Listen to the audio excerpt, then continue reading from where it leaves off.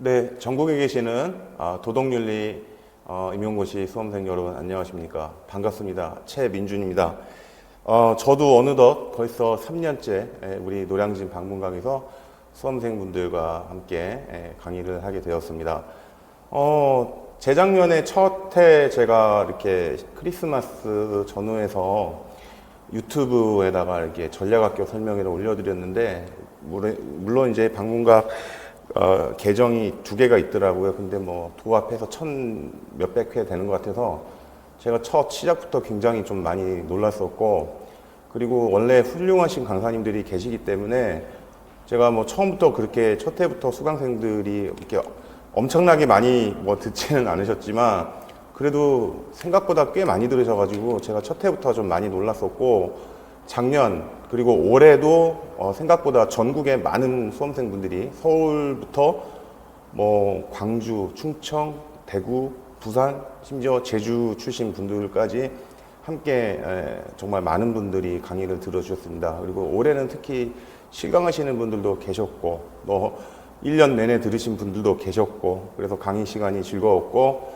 가끔씩 제가 자주 밥도 사드리고 했는데, 그리고 또 기억나는 바로는 이렇게 실강을 올해 한 학기 내내 계속 같이 들으시다가 코스모스 계절학기 졸업하셔가지고 고향에 내려가셔서 마무리하신 우리 수험생분도 계셨고, 정말 올해 많은 다양한 선생님들과 함께 하셔가지고 정말 마음이 행복했습니다. 그리고 제가 드리고 싶은 말씀 다 드렸고, 나름 2년차 때도 제가 열심히 노력해서 최선을 다했고, 그동안 가능한 한 많은 영상, 수업 영상을 유튜브에다 올려드렸는데 모든 것을 다 올려드릴 수는 없으니까 현실적으로요. 그래서 좀 안타깝기는 했지만 그래도 여러분들께 많은 도움이 되드리려고 노력했습니다. 또 특히 작년에 이어서 올해 같은 경우는 제가 2번째가 되다 보니까 조금 처음보다는 인지도가 좀 올라갔는지 정말로 상당히 많은 수험생분들께서 제 카카오톡도 1, 2년 때 공개를 해드렸고, 방문각을 통해서 전화를 주셔가지고 뭐 1월 달부터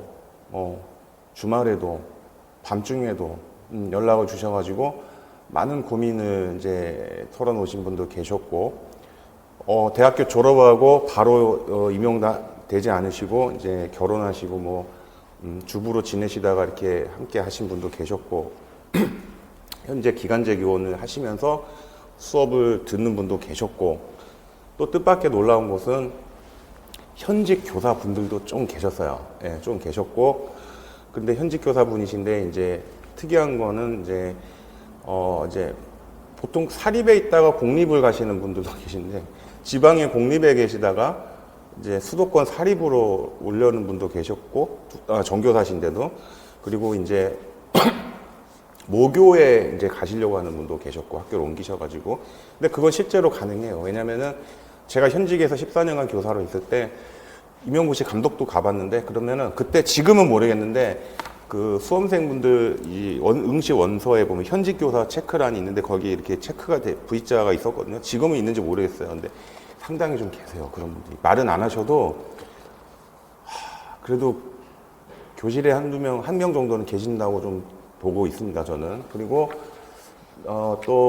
그리고 수시로 연락을 주신 분들이 많이 계셔서 저는 좀 꼭 수업을 듣지 않으셔도 된다. 그래서 궁금한 거 있으면 많이 알려드리고, 또 함께 수업을 들으시는 분들하고는 이제 카카오톡으로 많은 연락을 서로 주고받고 해가지고 필요한 자료 있으면 드리고 질문도 받고 해서 드렸습니다.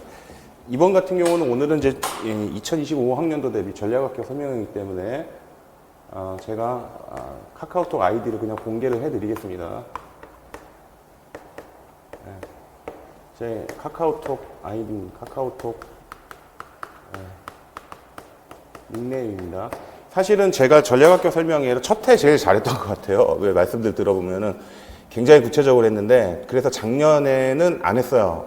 안 한 건 아니고 그냥 기출문제, 이제 출제문제 분석 위주로 좀 해드렸는데, 그랬더니 또 왜 안 해주셨냐고 수험생분이 계셔서 오늘은 첫 해 했던 거 좀 약간 살짝 핵심 내용만 끌어들여가지고 좀 오늘도 함께 전반부 분석을 해드리겠습니다. 그리고 후반부는 임용고시 이제 올해 나왔던 부분에 대해서 뭐 어떤 부분이 출제가 됐고 어떻게 대비를 해야 되고, 그리고 적중한 부분은 무엇이었냐. 작년 같은 경우는 22문제 중에 그래도 되게 많이 예상을 했어요. 한 17, 8문제 정도 예상을 해가지고 저도 깜짝 놀랐고, 대놓고 뭐 포함3교부터 해가지고 뭐 프로이트의 자아 이상이니 뭐 이런 거 아예 모의고사처럼 대놓고 똑같이 맞춘 문제도 있었는데, 올해 같은 경우도 모의고사에서도 좀 몇 개 나왔지만은 주로 이제 본문 내용이나 수업 시간에 이렇게 그 판서 내용 중에도 있고 제 카페에 올린 내용도 좀 있고, 그래서 예를 들면 한나 아렌트님의 악의 평범성 이런 부분 같은 경우도 이미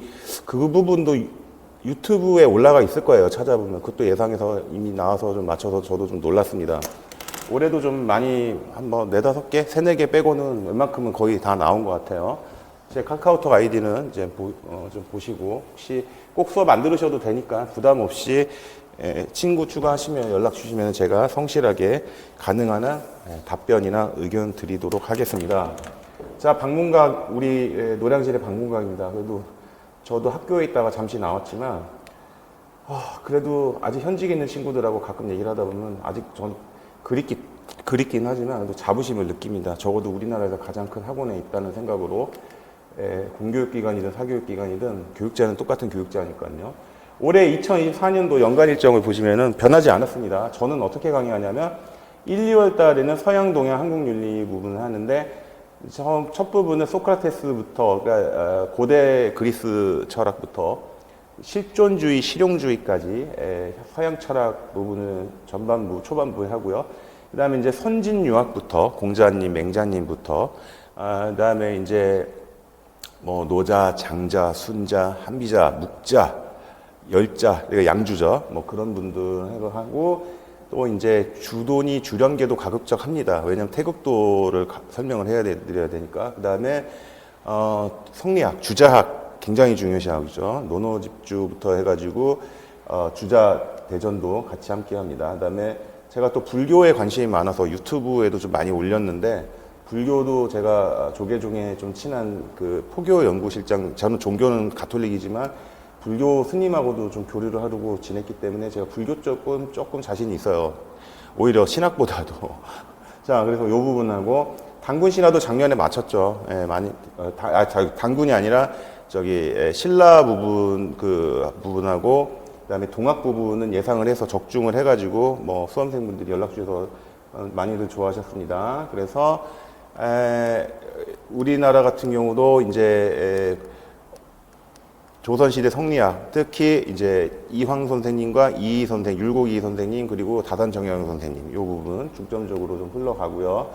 그 다음에 이제 3, 4월은 제가 다른 학원은 모르겠는데, 저는 대학원에서 윤리교육과도 전공을 했고, 대학원에서도 정치철학을 전공했기 때문에 제가 폴리티컬 필로소피에 좀 자신이 있어가지고, 올해도 왈저 맥킨타이어도 났고요. 강조했었고요. 노직도 났고요. 이 부분이 났는데, 롤즈 박사는 뭐 해마다 빠지지 않고 나시는 분인데, 샌델은 옛날에 딱 한 번 나고 오랫동안 안 나오고 있습니다. 그런데 샌델도 빠뜨리지는 않아요, 저는.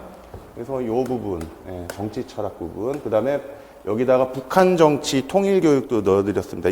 이번에도 민족대 단결 대놓고 맞췄습니다. 아예 특수관계하고 이 부분. 그 다음에 이제 교가 교육은 제가 윤리교육과 출신이기 때문에 뭐 철학과나 이런 분들도 철학 잘하시죠. 깊이가 있으시죠. 근데 저는 특히 사범대 출신이기 때문에 교가 교육에 관해서 모든 교과서도 썼었고 교육과정 개발에도 참여를 했던 사람이기 때문에 이 교가 교육에서 특히 수업 모형을 중심으로 이제 문제 출제 대비를 좀 철저히 좀 하는 편입니다. 그다음에 교과서와 교사용 지도서도 절대 빼놓지 않습니다. 출판사별로 다 갖고 있죠. 근데 이제 교육과정이 바뀌어가지고 올해부터는 이제 2022 교육과정이 됐기 때문에, 시작이 됐기 때문에 이제부터는 새 교육과정에도 이제 중점을 두어야 됩니다. 자, 그리고 자, 그다음에 이제 7, 8월에는 어떤 부분을 이제 우리가 공부를 하게 되냐면은 최근 3년간 나온 기출문제, 작년하고 올해도 기존에 났던 문제 하나도 안 빼고 다, 그러니까 기존에 났던 문제가 똑같이 난다고 볼 수는 없으나 그와 관련해서 그 학자와 그 학설에 좀 비껴나가는 좀 파생 개념들이 있거든요. 그런 부분에 대해서 미리 예측을 하고 대비를 하고 제가 아는 후배 중에 모 광역시에서 차석으로 입학한 친구가 있는데 그 친구가 딱 그랬어요. 네, 기출문제 제일 중요하고 그다음에 교과서가 함께 더 중요하다 이런 얘기를 했었습니다. 자, 그리고 미기출 분야를 이제 예상을 하는 겁니다. 이것도 일종의 모의고사죠. 이것도 일종의. 근데 이거는 이제 마지막 시리즈는 실전 문제로 내는 거고, 이 부분은 이론을 이제 깊게 파가지고 원전을 끌어들이는 겁니다. 아직 출제되지 않은 분야. 기출된 부분은 이건데, 기출이 되지 않은 부분, B, 혹은 C, 이런 부분에 대해서 이제 우리가 대비를 한다는 거죠. 물론 이것도 보고요. 자, 그 다음에 영역별 문제풀이 및 총괄 모의고사. 그러니까 이거는 뭐 예를 들어서 뭐 나바이즈 얘기가 나왔다, 뭐 하이트가 나왔다. 그러면은 선직관 후추론이 나왔다. 그죠? 그 다음에 도덕 모듈 이론이 나왔다. 그러면 이제 안 난 게 뭐냐, 뭐 인간의 이중성이다. 이거 예상했는데 이건 올해 안 났더라고요. 예. 자, 그래서 마지막은 이제 영역별 문제 모의고사로 내고 10주 차로 가는데 마지막 4주는 임용고시 시험 문제랑 똑같이 냅니다. 이런 식으로. 똑같이. 이제 이런 식으로. 마지막 4번. 자, 그래서 학생들이 찍어가지고 사진을 찍거나 스캔해서 학원에다가 업로드 홈페이지에다가 올리면은 수강생 사이트에 올리면 첨삭도 해드립니다. 원하시면. 자, 그리고 언제든지 저 강의권 안 들으셔도 돼요. 그래도 궁금하신 거 있고 기존에 다른 선생님 수업을 좀 들었던 분들도 계실 텐데 혹은 뭐 새로운 의견을 듣고 싶다 연락 주세요. 그리고 실제로 수험생분 중에 한 두 번째 혹은 세 번째 이렇게 시험 보시는 분 중에는 예전에는 다른 분 거 들었다가 이제 제 거 들으신 분도 계셨어요. 꽤 많은 그런 분들이 꽤 많으셨죠. 그리고 학부생들도 은근히 많아요. 은근히 3학년 때부터 듣는 분도 계셔요. 3학년 때부터 3학년 막 2학기 때부터 몰랐는데 이미 반년 이상 듣고 계셨던 분도 계셨고, 예, 그리고 지금도 올해가 2023년 12월인데 지금도 강사 홈페이지 접속을 딱 해보면 좀 많은, 이제 이미 올해 들으신 분들은 다 이제 기간이 끝났고 꽤 많이 이렇게 계시더라고요. 리스트가 신청하신 분들이. 그래서 내년도 전반까지 이렇게 미리 한꺼번에 신청하신 분들이 좀 많이 계셨습니다. 자, 그래서 하여튼 이렇게 저와 함께 하고 싶으신 분들 계시다면은 한번 유튜브 샘플 영상 몇 개 많이 올라가 있어요. 10개 넘을 거예요. 보시고 신청해 주시면은 저와 인연이 되는 분과 1년간 혹은 몇 달이라도 함께 최선을 다해서 도움드리도록 하겠습니다. 자, 그래서 이제 특히 이제 1, 2월 강의는 이제 8주로 진행되는데 이건 아까 설명드렸으니까 뭐 특별히 더 드릴 건 아니고요. 쭉 이렇게 뭐 그리스 철학, 중세 사상, 합리론, 경험론, 칸트 공리주의, 이 부분 정말 중요하죠. 실존주의, 실용주의, 이 부분도 제가 좀 재밌게 가르치는 편입니다. 그 다음에 고대 중국에서 근대 중국 사상까지. 근데 고증학 청나라는 사실상 안 나오고 있죠. 그 다음에 이제 불교, 재밌습니다. 재밌게 가르쳐 드리겠습니다. 그 다음에 한국윤리 사상. 그 다음에 한국윤리는 이제 고려시대 같은 경우는 주로 불교가 좀 많이 나죠. 통일신라도 불교, 원효대사 선생님 좀 안 나다가 또 이번에 나고 그러죠. 그 다음에 이제 성리학, 이 부분이 제일 어렵죠. 이 부분. 그리고 작년 같은 경우는 태극도설 같은 것도 수업으로 이렇게 이게 무국이 태극이라 그래가지고 파장의 원리 해가지고 설명해 드렸는데 재밌다고 이렇게 이해하기 쉬웠다고 얘기해 주신 수험생분들이 계셨습니다. 자, 이제 우리 오늘 설명의 순서 간단하게, 너무 길게 하면 지루하시니까 첫 번째 수험생활 조언 경험, 임용고시 공부 범위, 임용고시 공부 방법, 임용기출문제 분석인데, 저는 서울특별시 교육청에서 1급 도덕윤리 정교사 자격을 가지고 있습니다. 이건 뭐 아시는 말씀이고, 그 다음에 이제 우리가 수험생활을 하면서 아주 일반론적인 얘기 먼저 하드리자면 건강이 제일 중요하다. 중간에 몸이 탈라가지고 허리 아프시고 골반 아프신 분들 계셨어요. 왜냐하면 운동을 거의 현실적으로 안 하시고 아침에 뭐 한 8시쯤 도서관에 가셔가지고 독서실 같은 데 가셔가지고 운동을 거의 하나도 안 하는 겁니다. 점심 때 잠깐 나오셨다가, 고시원 같은 데 사시는 분은 점심도 사실상 뭐 잘 안 드세요. 컵라면에 뭐 밥 말아 드시는 분인데 그러시면 안 돼요. 챙길 거 확실히 챙겨 드시고, 하루에 적어도 한 20분, 30분 이상이면 좀 부담되겠지만 한 20분은 걷기 운동 꼭 하셔야 됩니다. 자, 그 다음에 이제 맨손 체조 같은 것도 좀 하시고요. 그 다음에 근면함이 필수다. 수험생분들 뭐 술 그렇게 좋아하시는 분들이 많지는 않으시겠지만 술 마실 수 있어요. 있는데 습관적으로 드시는 분들이 가끔 수험생에도 있어요. 잠 안 오신다고. 뭐 이틀에 한 번, 3일에 한 번. 올해는 술 가급적 자제하시는 것이 좋습니다. 술을 마시게 되면 그때는 기분이 좋죠. 다음날 눈이 감기죠. 경험을 해보셔서 아십니다. 그리고 면역력이 약해지죠. 불필요한 일이 생기지 않게 한다. 올 수험생활 기간 동안에는 어디 여름이라고 해서 어디 뭐 한 3박 4일 놀러 가거나 올해만큼은 자제하는 것이 좋습니다. 3박 4일 놀러 갈 수 있어요. 있는데 갔다 오게 되면 새로운 사람들도 만나야 되고 뭔가 내가 원하지 않았는데 무슨 돈 문제든 뭐 교통사고든 무슨 뭐 술 한잔 마시다가 시비가 걸리든 뭐 이성 문제가 얽히든 절대로 이렇게 수험 생활에 들어가는 그 1년 동안에는 그냥 집, 도서관, 학교 이런 패턴으로 가시는 게 좋습니다. 그리고 수험 생활 때 가장 조심해야 될 것이 교만입니다. 출신 대학이 어디냐, 재학 중인 학교가 어디냐를 떠나서 제가 옛날에 학교 다닐 때 그런 경우가 있었는데 굉장히 거만한 그 스터디 그룹원이 있었는데 같은 학교는 아니었고 무슨 이제 얘기를 하다가 어느 교수님이 이런 얘기를 하셨다 이렇게 얘기를 하니까는 그걸 들었던 조언이 누가 그러냐, 믿을 수 없다. 그러면서 굉장히 반발을 하더라고요. 그 사람 안 됐어요. 예. 학원 가셨습니다. 그래서 내가 알고 있다고 해도 짚고 넘어가는 거. 공부 잘하는 학부에서 A 학점 이상 맞는 그런 후배들 보면은 굉장히 기본에 충실하죠. 원서 한 번씩 다 읽어보고. 자. 그 다음에 체계적인 생활계획부터 세운다. 아까 말씀드렸죠. 시간표까지 뭐 꼭 중고등, 초등학생처럼 할 것까지는 아니지만 그래도 적어도 마지노선을 정하는 거죠. 9시, 오전 9시까지는 도서관에 간다. 예. 오전에 아무리 공부를 안 해도 2시간에서 3시간은 한다. 점심시간은 1시간을 넘지 않게 한다. 오후에는 점심 먹고 2시간을 공부를 확실하게 한 다음에 중간에 뭐 한 30분이든 1시간을 쉬더라도 또 2시간을 더 공부한다. 저녁에는 도서관에서 최소한 9시까지는 있는다. 뭐 이런 거 있죠. 토요일에 일요일, 어떤 수험생분들은 토요일이나 일요일에 공부를 안 하는 분도 가끔 있어요. 근데 그런다고 해서 무조건 시험에 불합격하거나 그러진 않아요. 이게 공무원 합격 수기 보면은 검찰 공무원 같은 거 합격하신 분들 보면은 어떤 분은 뭐 6개월 만에 합격을 했는데 여자분이신데 자기는 일주일에 꼭 하루는 쉬었대요. 일요일은. 근데도 합격을 했다. 이런 분도 있어요. 어떤 충전의 리프레시 시간은 필요하긴 합니다. 예. 1년 365일 사람이 그렇게 맨날 아침 8시부터 밤 10시까지 공부하기 힘들어요. 오히려 역효과 나요.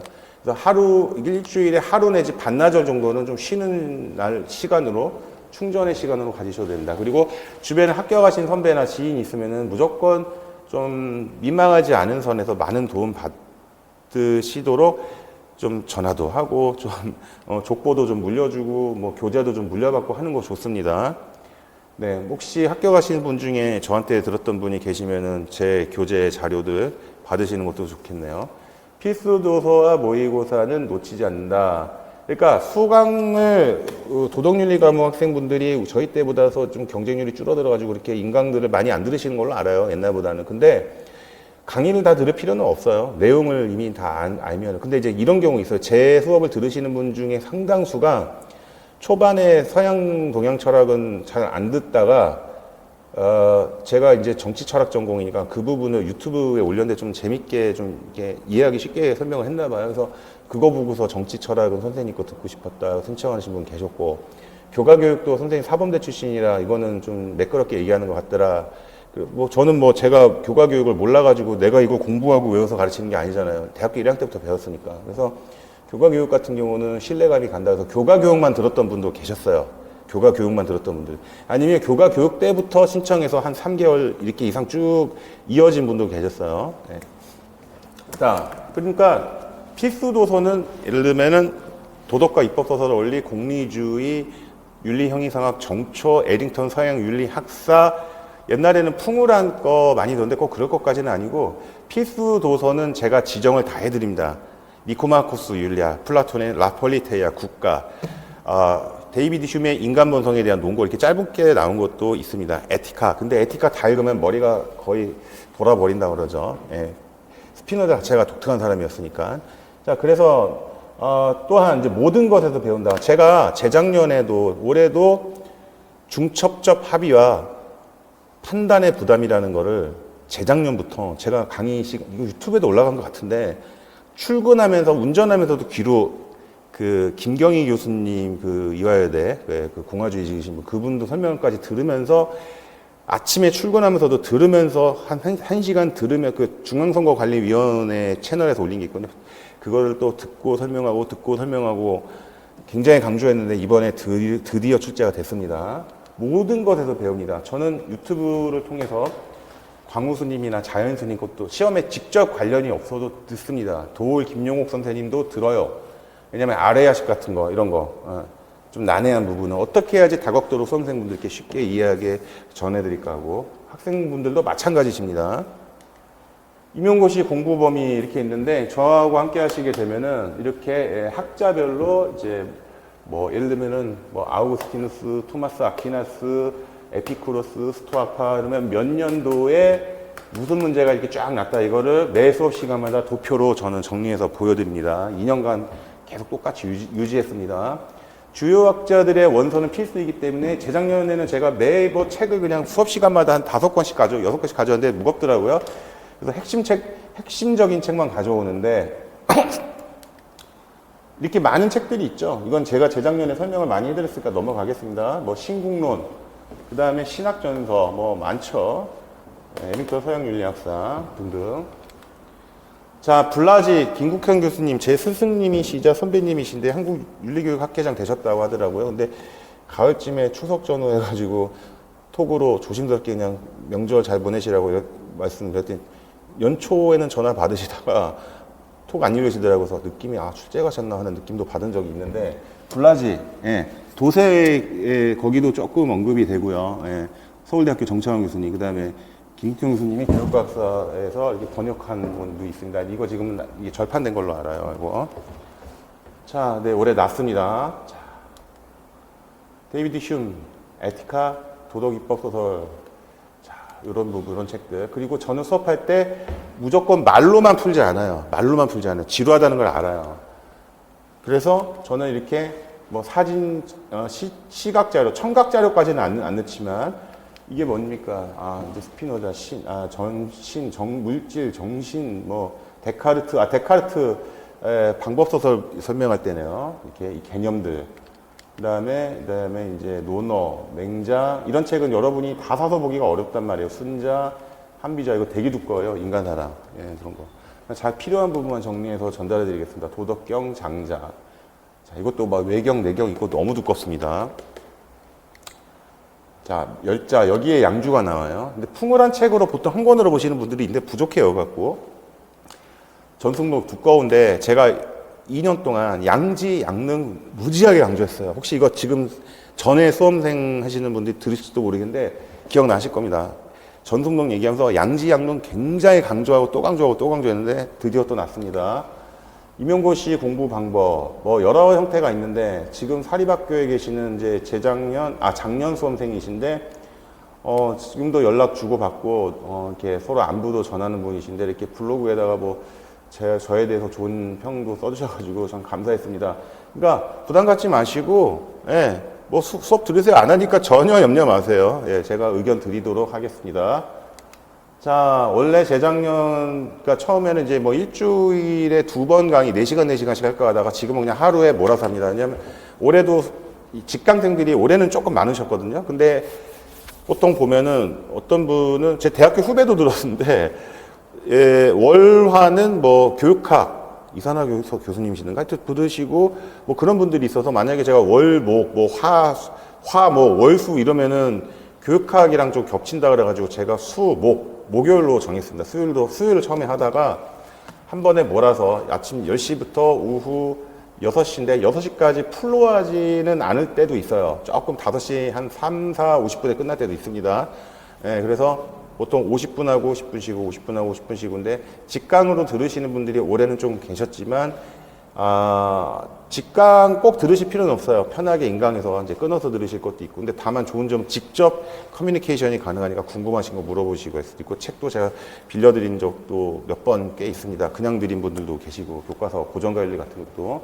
자, 이제 그리고 이제 원칙, 공부하는 원칙. 자, 내가 맞추는 것은 남들도 맞춘다. 그러니까 내가 맞췄다고 너무 자만하면 안 된다. 그럼 이건 무슨 말이냐? 내가 틀리는 것은 남들도 틀릴 수 있다.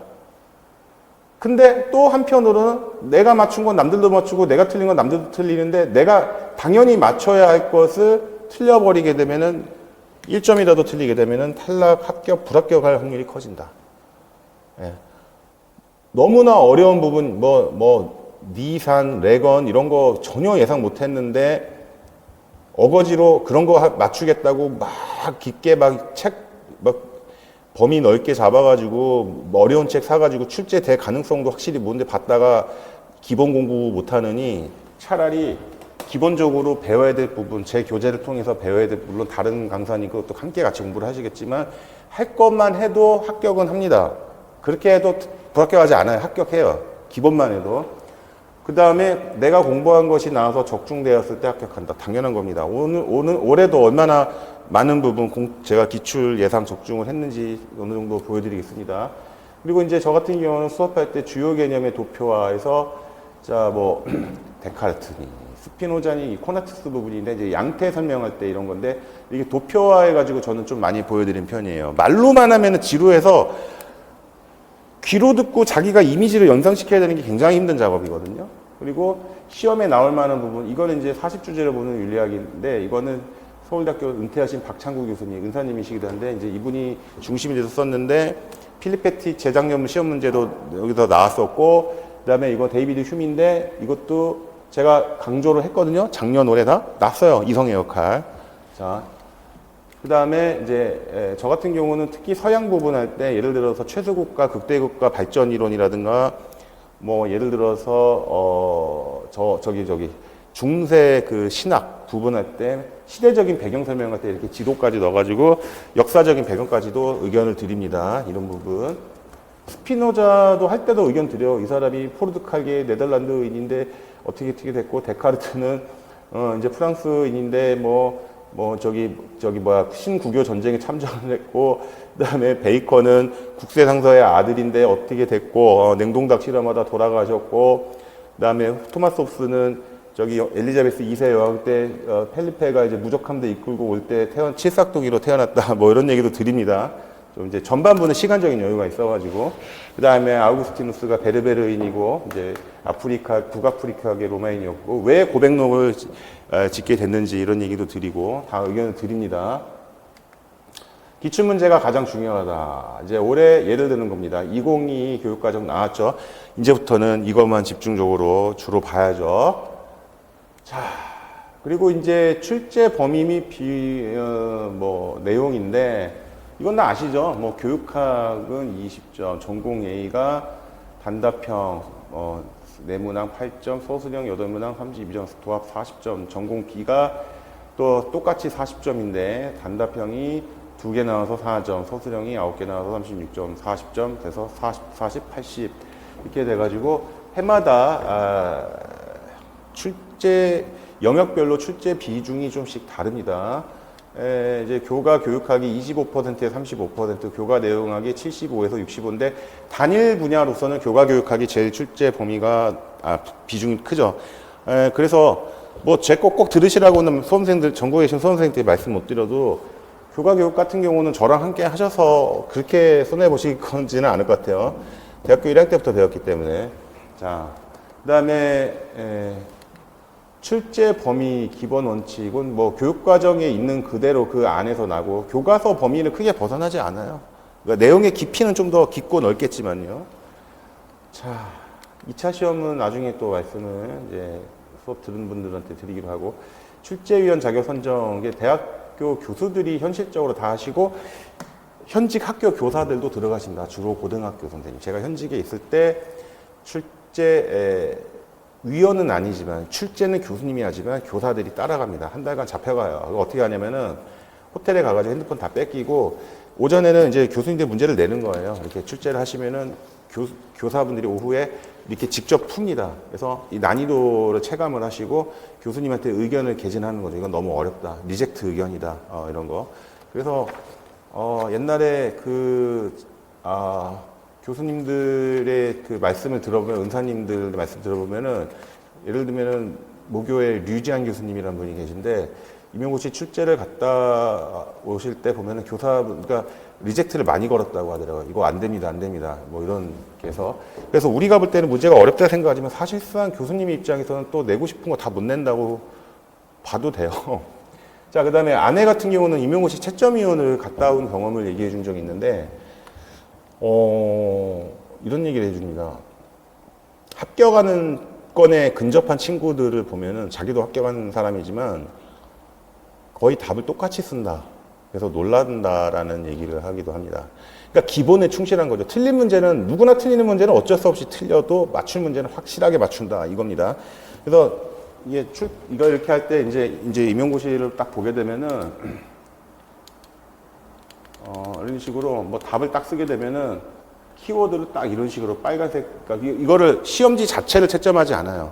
복사를 해. 원본은 따로 놓고 복사본을 선생님들이 세 분이 채점을 하는데, 세 명이 채점을 하는데, 키워드가 있어요. 키워드. 이렇게 빨간색으로 딱딱 해가지고, 세 분이 이제 평균을 매기는 겁니다. 그러니까는, 이렇게 되는 거죠.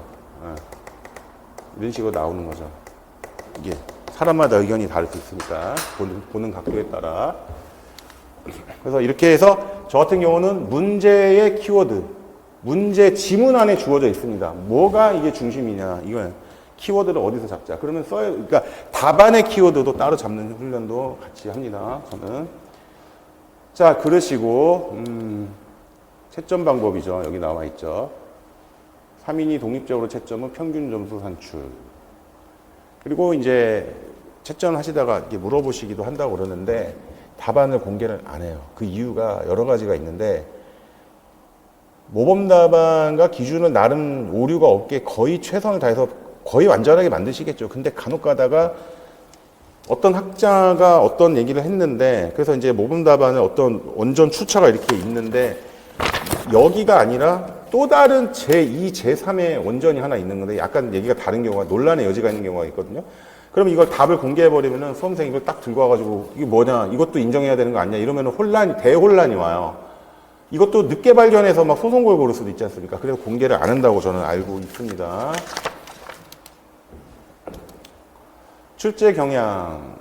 나올 만한 문제는 다 나온다고 보고, 출제는 최대한 공정하게 하는 것이고, 잊혀졌던 문제가 다시 나오기도 하고, 예측하지 못했던 문제가 나오기도 한다. 민족대단결 문제, 제가 그런 얘기 엄청 많이 했거든요, 우리 수험생들한테. 이거 났던 문제지만 우리 때 났었다는 얘기를 제가 수도 없이 했어요. 근데 또 날 수 있다는데, 이번에 민족대단결 나잖아요. 저랑 이거 혹시 들으신 분 중에 했던 분들 아마 기억나실 거예요. 또 납니다. 나요. 시간이 지나면은.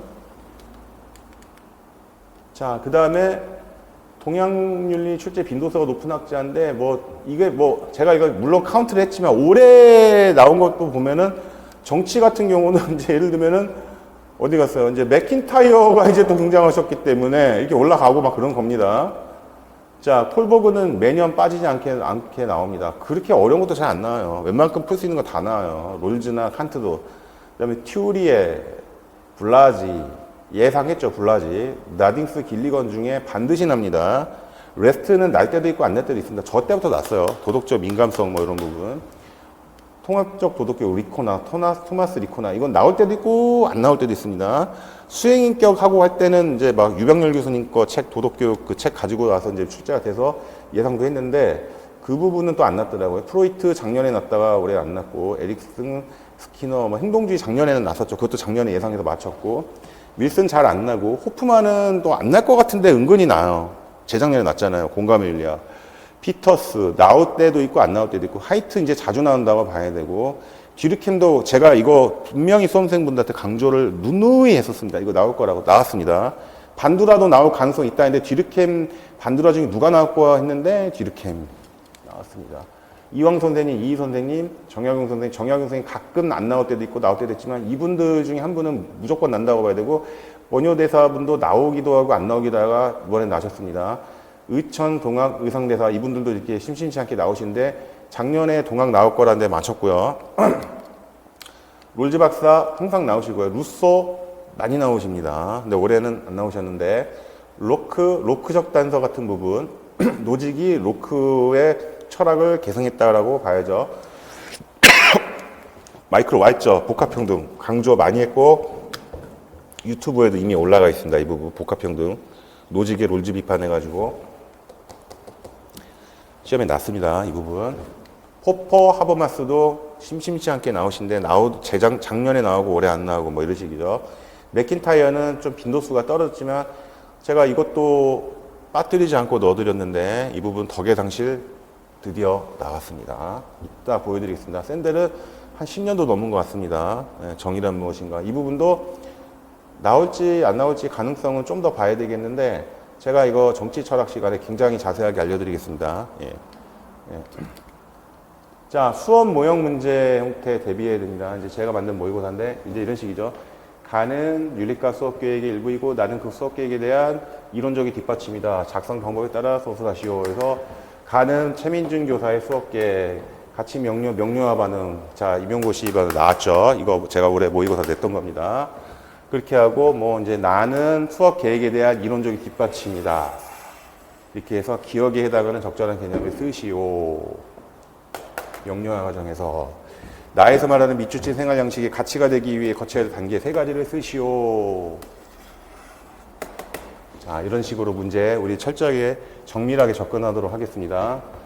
그 다음에 이제 민족 공동체 통일 방안 뭐 이런 얘기. 연방이 뭐고 연합이 뭐냐, 페데레이션이 뭐고 컨피더레이션이 뭐냐. 좀 이따 또 보여드리겠지만 예멘 문제 제가 수업 시간에 진짜 칠판에다가 막 지도까지 대충 그려가면서 왜 예멘이 통일이 됐고 그 과정에 내전이 일어나는데 북예멘이 민주공화국이었고 남예멘이 이제 공산주의 인민공화국이었는데 그 통일 과정 제가 자세하게 얘기를 해야 되는데 시험에 이번에 드디어 났어요. 그거는 어디 교재에도 없는 내용이에요. 이런 거는. 자, 컨페더레이션이 뭐고 페더레이션이 뭐냐, 미국식 유나이티드 스테이트는 뭐고 옛날 소련식 USSR은 뭐냐, 유니언 오브 소비에트 소셜 리퍼블릭 오브 리퍼블릭 그거 뭐냐, 소셜 소비에트 리퍼블릭 그런 개념. EU는 뭐냐, 우리가 추구하고 있는 남북연합은 유럽의 EU와 비슷하다. 뭐 이런 얘기 자세하게 해드렸었습니다. 자, 이제 실제 났던 문제 아까 2022 교과정 그 이어서 2번. 자, 다음은 현대사상가의 주장이다. 이게 맥킨타이어의 덕의 상실인데 실천과 이제 전통인데 요 문제죠. 제가 지금 제가 작년 올해 수업 시간에 나왔던 교재 중에 실천 여기 사회적인 실천 개념을 그대로 적중해서 나왔죠. 실천. 이분이 아리스토텔레스의 계승자이자 현대판 아리스토텔레스주의자라고 제가 몇 번을 강조해 드렸습니다. 자, 공동선 개념 얘기 쭉 나오다가 공동의 실천까지도 개념이 나왔고요. 자, 아리스토텔레스 윤리학을 계승한 사람이었다. 아주 이분에 대해서도 잘 얘기를 해드렸습니다. 여기 맥킨타이어가 복원하려는 도덕적 전통 얘기 계속 나오고 있죠. 자, 그래서 실천, 임용적중, 실천, 인간 삶의 통일성, 전통. 이거 예상했습니다. 자, 실천 개념 뭐다. 이런 얘기 보이시죠? 덕의 상실 보이시죠? 예상했어요. 자, 다 4번 문제는 또 뭐였냐면은 자, 이거 미래 공리주의 얘기인데 이제 이거 완전한 의무와 불완전한 의무 얘기 나오면서 자, 의무와 이제 효용, 다른 말로 유용성, 유틸리티라고도 그러는데 자, 이거 제 교재에 있는 내용입니다. 완전한 의무와 불완전한 의무 보이시죠? 자, 그래서 미래 공리주의의 덕, 그래서 행복과 유용성 이런 얘기들 이것도 예상은 했었습니다. 공리주의에서는 유용성의 원리에 대한 증명, 효용의 원리죠. 효용의 원리, 행복의 유일한 목적 가치를 인정하고 들어받을 것을 요구한다, 뭐 이런 등등. 자, 그래서 이런 문제도 뭐 그렇게 어렵지는 않았고요. 5번 문제는 다음은 도덕과 수업 모형의 절차이고 나는 이 수업에서 교사와 학생의 문답이다. 작성 범위에 따라서 서술하시오. 자, 이건 뭐 제 수업을 들었던 분들이 2년간 많으시니까 제가 옛날에 이 가치 명료화 얘기를 제가 드린 적이 있어요. 옛날 수업 설명회에서도 그랬던 것 같아요. 제가 학교 다닐 때 지금은 은퇴하셨죠. 이제 남궁다라 교수님이랑 계셨는데 가치명료화라는 책도 있고 수업도 있었습니다. 그걸 아예 그냥 들었어요. 한 학기를. 가치명료화. 자, 그래서 자 이제 명료화와 이제 가치 원리 검사 얘기인데 제가 포함관계 검사는 못 맞췄어요. 근데 이걸 안 내고 반증 사례 검사, 보편화 결과 검사로는 문제를 냈었어요. 모의고사로. 포함관계 검사는 옛날에 났어요. 저희 때. 옛날에 저희 때. 자, 그래서 이 부분 가치 명료화 과정에 대한 교육학자들이 겨내기다. 하프, 레이먼, 레스, 사이먼, 하먼. 그다음에 커션바움은 제가 굉장히 자세하게 수업 시간에 제가 강조를 했었습니다. 그리고 이제 실전 모의고사 형태에서도 자, 분야별 모의고사 첫째 주부터 육째 주까지 가치 명료화 얘기 이렇게 시험 문제 이거 날 거라고 제가 컬러링까지 처리해가지고 이거 제가 나중에 친 거 아닙니다. 이거 실제 학생들이 썼던 모의고사입니다. 가치 명료화. 그다음에 이제 가치 명료화 전략의 일부 이것도 올해 예상 문제였습니다. 그래서 명료화 과정에서 교사 역할은 가치적으로 중립적이어야 된다. 뭐 이런 것도 좀 날 거라고 했는데 요거는 안 냈고 이제 요 밑에 부분 선택하기 결과를 뭐 이제 깊게 생각해 선택하기 긍지를 갖기 프라이징 뭐 있죠. 그다음에 가치 명료화 전략 중에서 명료화 반응 이런 거. 자, 올해 났습니다. 맞췄습니다. 그다음에 6번. 가와 나는 현대 도덕 심리학 이론에 대한 설명이다. 작성 방법에 따라 서술하시오. 뭐 그렇게 어렵지 않았죠. 자, 이거 길리건 제 교재 첫째 주 교과교육제 시간이었습니다. 제가 이거 강조했어요. 우리 수험생들 주변에 아마 들으시면 여쭤보시면 알겠지만 콜보그만 도덕성 발달 단계 있는 거 아니다. 길리건 있다. 이거 혹시 알지 모른다. 정말로 강조했었습니다. 이거 1단계, 2단계, 3단계가 있는데 특이한 거는 여기는 과도기가 있다. 강조했었어요. 그래서 지금 문제가 뭐냐면은 첫 번째 과도기를 지나 뭐 이런 얘기 나오죠. 이기심에서 책임감, 보살피고자 하는 여성의 모습을 도덕에서 책임감과 자기희생 단계로 나간다. 이런 부분. 여성의 도덕성 발달 단계는 다음같이 분석되었다. 또 도표로도 제가 설명을 드렸고 보완 설명으로 자기중심 단계의 여성 첫 번째 과도기에서는 이거가 답이었죠. 때때로 어떤 필수적인 것이 네가 원하는 것보다 우선해야 한다. 뭐 이런 얘기 쭉. 자, 그 다음에 자기 책임감과 자기희생 단계 여성들 뭐 이런 쭉 얘기. 그래서 제가 이거 그 18세에서 30대 여성들 사이의 낙태에 관한 반응, 그러니까 임신 중의 반응 이런 설명도 제가 해드렸었습니다. 쭉. 여성의 도덕 발달 단계 벌써 이거 3번 강조했었네요. 교재에서. 1단계 개인적 생존지향, 2단계 과도기 이기주의에서 책임감으로 2단계 자기희생으로서 선을 지향하고 goodness as self-sacrifice 이것이 미덕이고 과도기 to 착함에서 진실로 from goodness to truth 3단계 마지막 비폭력의 도덕성 지향 morality of non-violence 이것이 바로 진실이다. 자, 이거 강조했었는데 시험에 났습니다. 나바이츠 삼층윤리 이론 다른 선생님들 교재도 있다고는 들었는데 일부 있다고 들었는데 다 있겠죠. 자, 안정윤리, 관여윤리, 벙커 안정, 월플라워 안정 이런 얘기도 저 정말 강조했었고 관여평온, 관여불안이 뭐다. 자, 그 다음에 상상윤리, ethics of imagination 뭐다. 유리된 상상, 악독한 상상, 공동체적 상상 이거 모의고사로도 냈고요. 자, 결국에 마음 챙긴 도덕, mindful morality, 삼층윤리 이론의 확장 단계. 그래서 이게 자, TET, Triune Ethics Theory, 3층 윤리 이론 이렇게 제가 강조를 했었습니다. 마음 챙긴 도덕 보이시죠? 자, 이거 났습니다. 임용고시에 이번에 드디어. 자, 방심하자고 말자고 했는데 이거 공부 그때 잘 알아들으신 분들은 많이 맞추셨을 거라고 생각합니다. 7번. 갑과 을은 자, 이거는 이제 성은 사람에게 내재된 이치이므로 온전히 선하다. 그래서 악은 자, 이거 저기 이희 선생님이랑 이제 정약용인데 정약용 자 이의 인신도신 도설의 율곡전서에 있는 얘기인데 자, 성은 사람에게 내재되어 있는 하늘의 이치로서 온전히 선하다. 똑같죠? 신이 살피건대 천리가 사람에게 주어진 것 성이라 그러고 성이 길을 합하여 일신을 주재하는 것을 심이라 그러고 심이 사물에 감응하여 외부에 발현된 것을 정이라고 한다. 자, 보이시죠? 심정. 임용고시 이미 저기 모범 답안들은 다들 공유를 하신 걸로 아는데 나왔죠. 요 얘기가 지금 요 얘기죠. 똑같죠.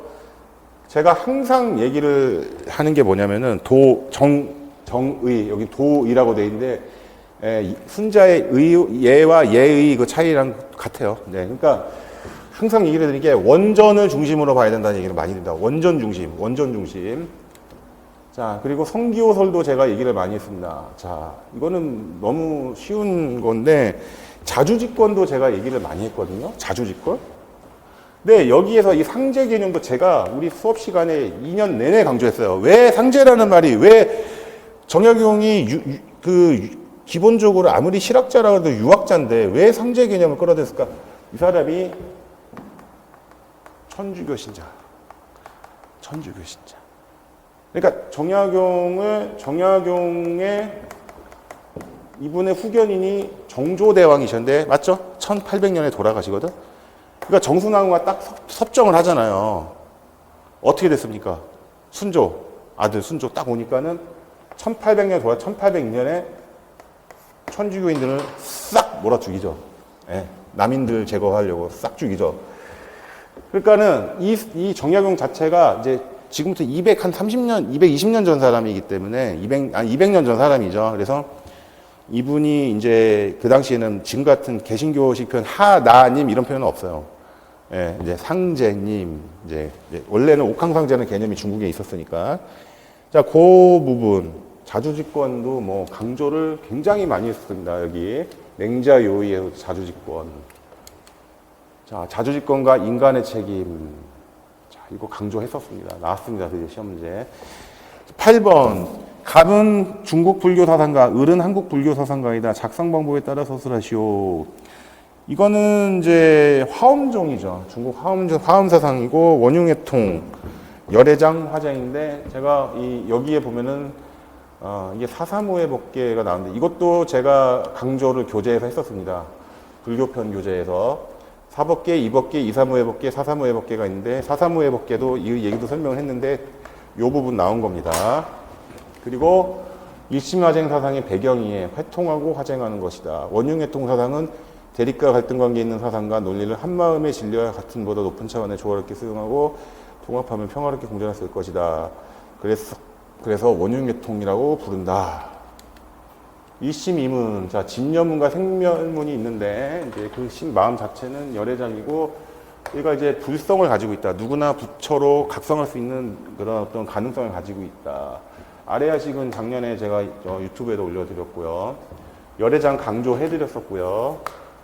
중간학파, 그 다음에 유식학파, 진여문과 심진여문이라고도 하고 생멸문이라고도 한다.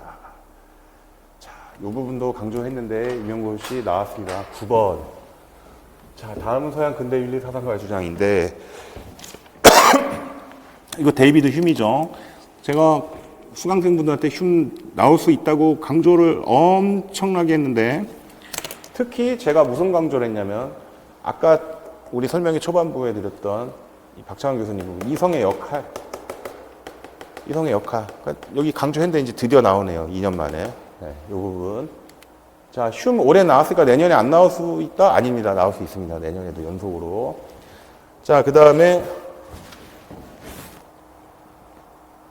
이거는 제 모의고사에 자, 다음은 휴메의 사상에 대한 현대 윤리 사상관을 해석하는 자료이다. 자료 읽고 작성 방법에 따라 서술하시오.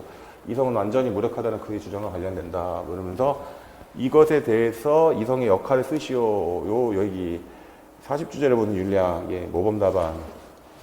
모의고사로 내면은 나오는 거예요. 답이. 다 적중할 수는 없지만.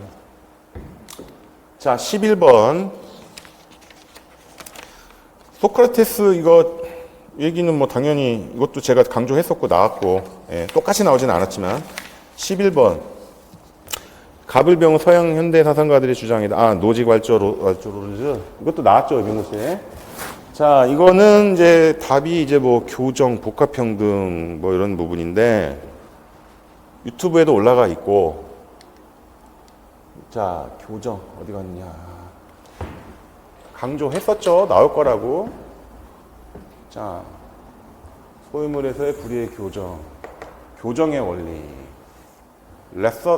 렉티피케이션, 발음도 어렵네.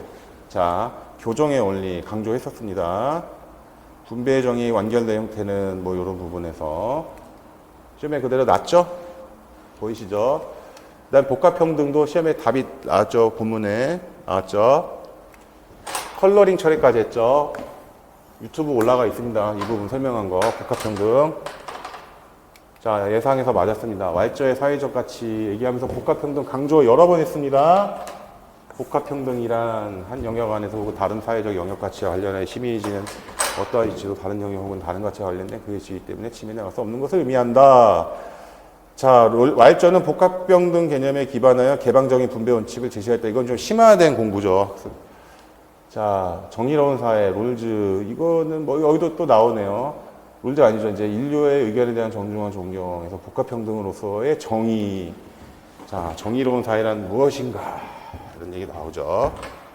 자, 그 다음에 이제 롤즈도 뭐 이건 너무나 당연해서 이제, 자, 뭐 저는 이제 올해 뭘 예상했었냐면은 이것도 모의고사로 냈었지만은 1원칙, 2원칙 이거 냈었지만은 정의로운 저축의 원리가 뭔지 설명하라라고 얘기할 줄 알았더니 그건 안 났어요. 근데 이것도 뭐 예상해서 뭐 누구나 일반 수험생도 다 예상을 했을 것이고 강사 선생님도 다 예상을 했던 문제죠. 이거는 12번 다음은 도덕교사와 학생들 간의 대화인데 작성 방법에 따라서 호술하시오. 자, 이거 민족 대단결, 특수관계, 예멘 요 부분 자 인증해 드리겠습니다. 자, 남북기본 합의서 제 교재에 있습니다. 한 번 강조하고 다시 강조하죠. 이렇게 나선형 교육과정 원리라 해야 되나요? 7.4 남북 공동성명. 자, 남북한은 통일을 이제 나라와 나라 사이의 관계가 아니라 통일을 지향하는 과정에서 잠정적으로 형성되는 특수관계 여기서 설명 쫙 드렸고 7.4 남북 공동성명 이후락 중앙정보부장이랑 김영주, 김일성의 그 동생이었던 당시에 이제 그 북한 측 대표랑 먼저 만나고 김일성이 당시는 주석이 아니라 수상이었어요. 밤에 만난 스토리도 제가 다 얘기 드렸습니다. 청산가리 독극물 가지고 간 거, 그리고 갔다 와서 유신헌법 발표한 거, 이런 거. 자주, 평화, 민족 대단결, 민족적 대단결이라고 그러고, 민족 대단결이라고 그러고, 이것이 이 7.4 남북 공동성명 이후로 남북한 이걸 각각 정치적으로 이용해서 어떤 구도로 흘렀는지도 다 설명드렸었어요. 나올 거라고 했는데, 나왔어요, 이번에. 민족 공동체 통일 방안 누누이 강조해 드렸고 민족 통일 공동체 통일 방안의 핵심이 뭐고 민족 공동체 통일 방안은 원래 이제 노태우 대통령 때만 해도 한민족 공동체 통일 방안이었고 그 뒤로는 그 명칭과 핵심 그 원리를 다 그대로 계승하고 있고 북한은 고려민주연방공화국 연방제 통일 방안을 내세우고 있고 각각의 특징이 뭔지 자세하게 얘기를 드렸습니다. 올해도 똑같이 드리겠습니다.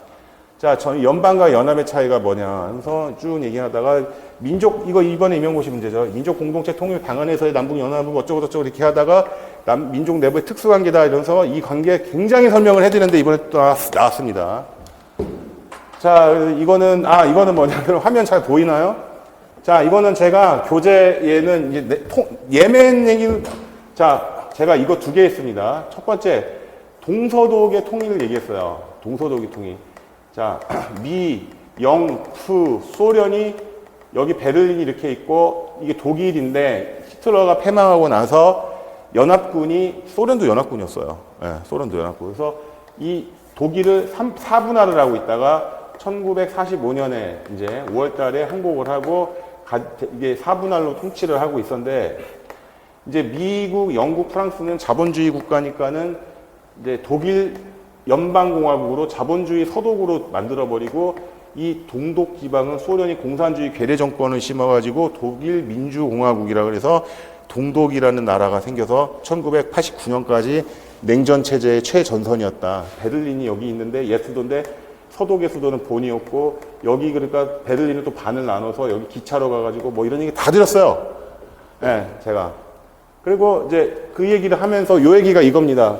북예멘이 있는데 남예멘이 있는데 1990년대 넘어가지고 1990년에 소련이 망하니까 91년에 망하니까는 얘네들이 합의에 의해서 통일을 했는데 어떻게 됐겠어요?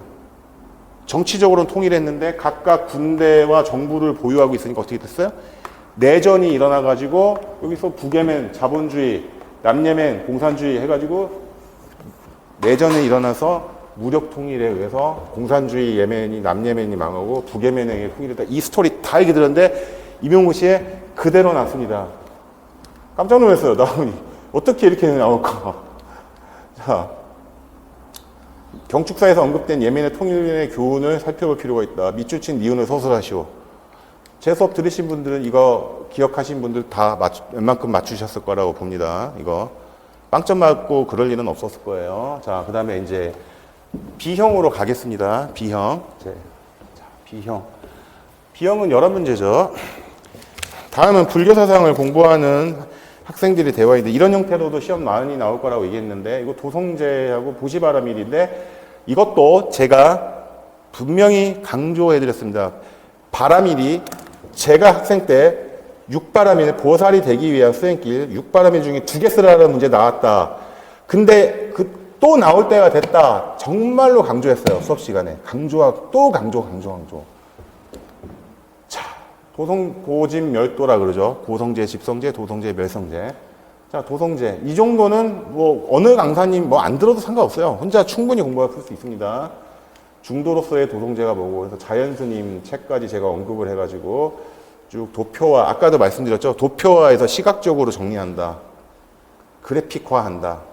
자, 도성제는 여기 쭉 나오죠. 괴로움을 소멸하고 뭐 이런 설명. 이제 그래서 괴로움을 소멸하는 방법이 도성제고 그것이 중도로 표현되고 중도의 구체적 실천이 곧 팔정도가 된다. 정어, 정사, 정념, 정정진 아시죠? 자, 그래서 육바라밀을 얘기하면서 첫 번째로 제가 이렇게 강조를 해드렸습니다. 그때 제가 이것까지 설명드렸어요. 보시는 제시, 법시, 무예시라는 것까지 있다. 자, 그래서 제시는 뭐 그냥 예를 들어서 그냥 내가 사람들한테 뭘 이렇게 뭐 나눠주는 거 있잖아요. 뭐 이렇게 쌀을 준다든지 이런 것도 있고, 뭐 그게 안 되면은 부처님의 불법을 전해. 그러니까 교회로 치면 전도해. 예수님, 하나님 말씀을 전해.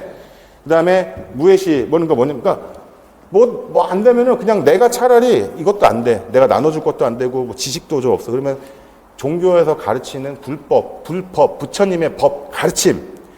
지키는 겁니다. 죄는 짓고 살지 말자. 네. 지게바라밀이 뭐고, 인욕바라밀이 뭐고, 정진바라밀이 뭐고, 선정바라밀이 뭐고, 반야바라밀이 뭔지 자세하게 설명드렸어요. 불교 얘기. 부처님의 전생 얘기도 합니다. 시험 범위 출제 지문의 가능성, 이건 제 카페에도, 네이버 카페 정도윤리에도 소개를 시켜드렸는데, 이거 임용고시 출제 났잖아요? 네? 악의 평범성 이의분 임용고시 2번 문제죠. 자, 제가 카페에다가 작년인가 재작년에 쓴 겁니다. 한나 아렌트, 자, 시험 출제 지문에, 자, 그대로 보세요. 거짓말인지 아닌지. 제 네이버 카페에 있습니다. 재작년에 쓴 것 같아. 시험 출제 지문에 등장할 가능성 있는 내용과 연관된 실사례를 찾아 소개해 드렸습니다. 아돌프 아이히만의 사례였습니다. 아우슈비츠 수용소장. 이스라엘 특공대 할 때 아르헨티나에 있다 잡혀가가지고 이스라엘 법정했습니다. 검사가 물어봐요. 왜 그랬냐. 칸트 얘기를 들먹였어요. 나는 군인으로서 국가에서 시킨 대로 했다. 칸트 선의지를 악용했다. 제가 얘기를 드렸습니다. 이와 관련해 한나 아렌트님의 악의 평범성이라고도 합니다. 소개해드렸습니다. 이 부분은 앞으로 커리큘럼으로 이어질 예정입니다. 났죠? 임용고시? 시험에 납니다. 제가 농담 삼아 하는 말씀이 있는데,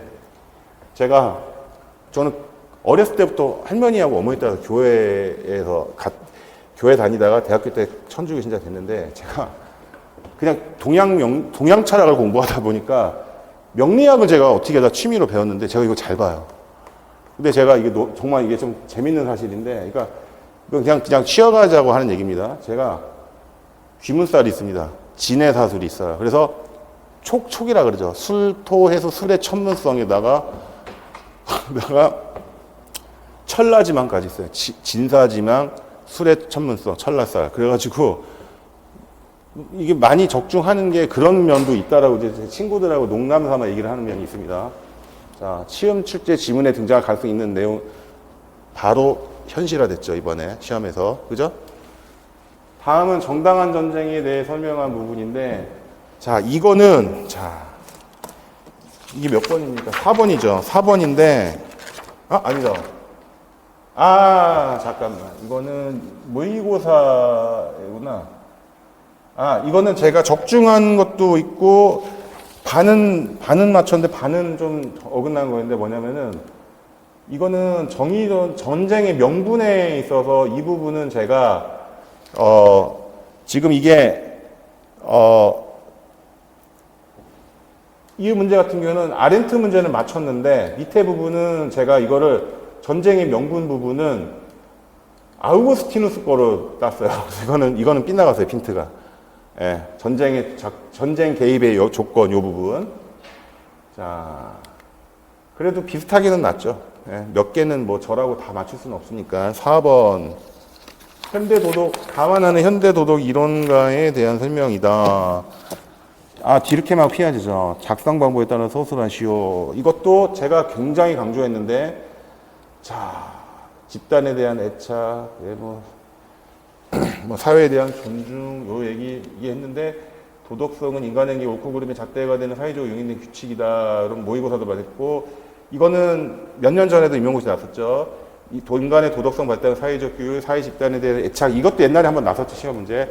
그 다음에 자율성이다, 이런 얘기 하면서, 피아제도, 이거는 에고센트릭 단계, 이거 재작년 문제인데, 똑같이 나지는 않았지만, 이건 한번 임용고시 났었고, 저는 초부적 협동 단계나 코디피케이션, 조문화 단계 혹은 완전 협동 단계, 요게 났죠. 하는데, 요 부분은 안 났어요. 요 부분은. 자, 그 다음에 5번.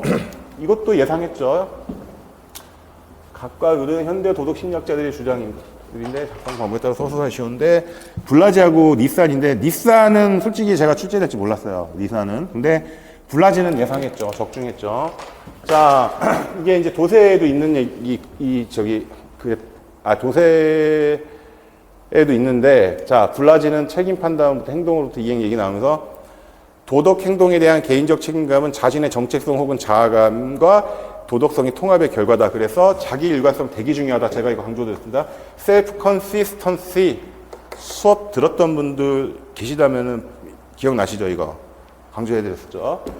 그러면서 자기 일관성 셀프 컨시스턴시 또는 통합성 인티그리티라고도 한다고 제가 굉장히 강조해드렸습니다. 교과교육 시간에. 그러면서 도덕적 자기제재 개념도 moral self-sanction 이것도 설명해 드렸는데 요게 낫죠. 자기일관성 부분 임용고시에 7번 다음은 자 그다음에 이제 동양윤리 고전의 일부이고 나는 갑은 동양윤리 사상가이다. 이거는 대학에서 나왔죠. 8.5 똑같이 나왔죠. 옛날에 밝은 덕을 천하에 밝히고자 하는 사람들은 쭉 예수 수신자가 치고 평천하면서 알매에 이른다 치지 그런데 알매 이른 것은 물을 역하는 경물이다. 제 교재에 있는 내용이죠. 8주차에 나왔었죠. 자 1, 2월달 수업 옛날에 밝은 덕을 천하에 밝히고자 하는 사람 나와 똑같죠? 본문 똑같이 나왔죠? 똑같죠? 다른 거 없죠? 대학 3장의 8.5 부분입니다. 제가 그래서 누누이 강조드리죠. 서브노트 좋아요. 훌륭한 분들 좋아요. 정말 훌륭한 분들. 용기계 선생님 같은 분 거 정말 좋아요. 예. 차쌤 것도 정말 좋아요. 근데 그것도 보되 원문을 중심으로 이렇게 공부를 하면 금방 보면 안다. 그러면서 외적 수용법 방법으로서 국리에서 경물이 뭐고 국리에서 국리는 경물 치지로 이루어지는데 경물은 이쪽으로 저쪽 쭉 나가다가 치지가 뭐다.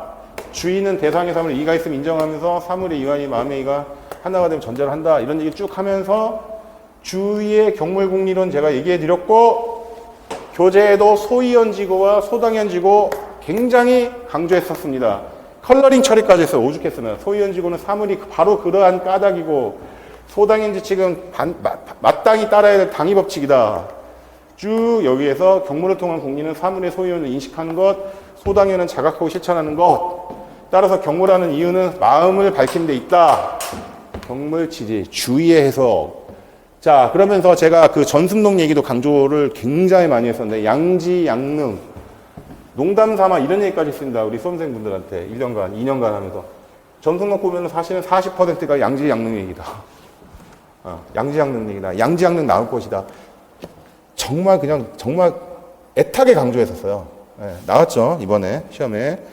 자, 그래서 뭐 존천리 고인욕도 있고, 네, 양지, 양능 이게 뭐다? 사실은 이게 이제 맹자 때부터 나오는 개념이죠, 사실은. 자, 이니에지. 자, 맹자 때부터 나오는 거죠. 여기 보이시죠? 쭉 여기 보이죠? 맹자, 고자상편, 만장하편, 이루하편, 고자상편, 진심상편 쫙 나오는 거죠. 자, 그 다음에 야, 저는 피터 싱어는 나올 줄 알고 레건이 나올 줄은 몰랐고 레건을 예상은 못했고 벤담, 도덕이법 써서 원리 벤담이 사실은 동물의 권리를 상당히 보고 있거든요.